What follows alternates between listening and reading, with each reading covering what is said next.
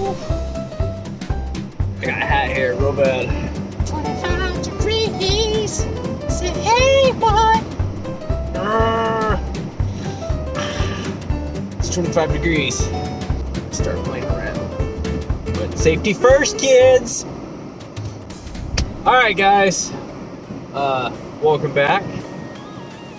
We are just now cresting over 900 subscribers, and it's all thanks to you. I'm so thankful for every single one of you guys. And this entire channel wouldn't be possible unless you guys were all here watching the videos, liking it. By the way, I'm doing donuts actively. Oh yeah, I forgot. Traction control. Gotta shut that crap off. That's for plebs. Traction control. God, don't need it. Anyways, thankful for every single one of you guys for sticking around. Thank you for having a blast with me here in the channel. In 2023, we blew up quite a bit. I mean, small scale, but I feel like the channel is just growing really fast. Like I said, we're just now over 900. I was so happy we made it to the first 200. 400 was a big deal. And but it's all thanks to you guys for sticking around, watching the videos. If you have any questions about your 12th generation F-150 or even your 2013, I'm sorry, your 13th generation F-150, I want to be there to answer those questions for you guys. I love working on these trucks. I do it personally, so I don't use any products that I don't personally agree with, and that's just kind of a mode of living that I kind of adhere to in general. But as you can hear, like, I actively use this truck for grocery getting to and from work. There's groceries in the back right now flying around. But yeah, so I don't use products on the channel that I don't agree with, and this would not be my second, third, or even fourth Ford product to make it over 400,000 miles. And although this truck only has 170 on it, I still think that we'll definitely be able to take it well over that mark. And I'm super happy to do it with you guys. So we kind of expect things to go wrong with these older vehicles, and then some people kind of freak out, you know? Oh, they'll panic a little bit. You know, it's at 200,000 miles. Just take care of it. Take up your oil change intervals and be consistent with checking fluids. Don't ever abuse them in super hard conditions and not have your fluids checked. But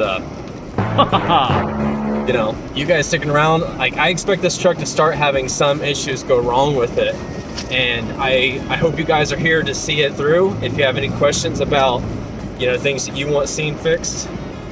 Why do we have traction control going on right now? This is bananas. Traction control off. All right, try that again.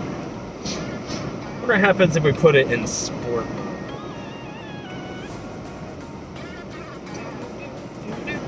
There we go. A spicier throttle, you know. But yeah, I expect this truck to start having some things go wrong with it, hopefully minor, but eventually if it gets to the point where it's cam phasers, I'm prepared to take them on, and you guys will be my witness right here on the channel. You can ask any questions if you need torque specs. I'm definitely going to see all that through for you guys. But I expect to have a lot of fun in 2024, and it's all thanks to you guys. So thank you all for sticking around.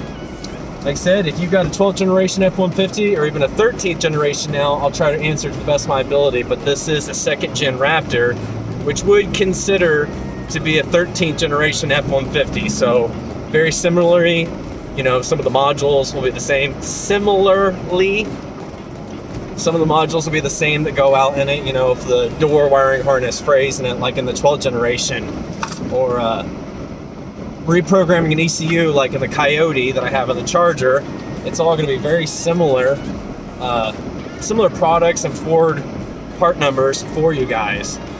So definitely stick around. If you have any questions, make sure to leave them in the comment section down below. I will answer them, as many of them as I possibly can. I'll go down this way. But yeah, I thank you guys. Whoa, drop. I love every single one of you guys for sticking around on the channel. You all mean the world to me as we continue to grow and expand, and 2024 is going to be exciting. If you have any particular cars or issues you want seen to this year, if you have any questions, don't be afraid to sound off in the comment section. Let me try my best to answer for you guys. I don't know this side, but I'm gonna go over here. Ah, there we go. Now we're doing 360s.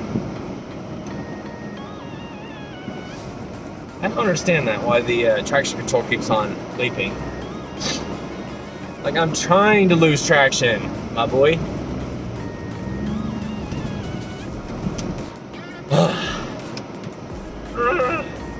I'd be more than glad to answer any of you guys' questions. If you have them, leave them in the comment section down below. At some point, I would love to be full-time on here, but it's only possible because of you guys. So thank you all for liking the videos, sharing them, asking questions. I do it because I want to help you guys the same way that I needed help at a time when I went to YouTube. YouTube as a teacher, I went on there looking and seeking for information on how to take care of issues that the vehicle I was dealing with. I found valuable information, and now I want to give back. Not to say that everything I learned from YouTube, some is just personal experience, but I've been working on cars since I was 15, 16, something like that. My very first car was a 1988 Ford Mustang, but it was a 4-cylinder. I completely rebuilt that thing on my own.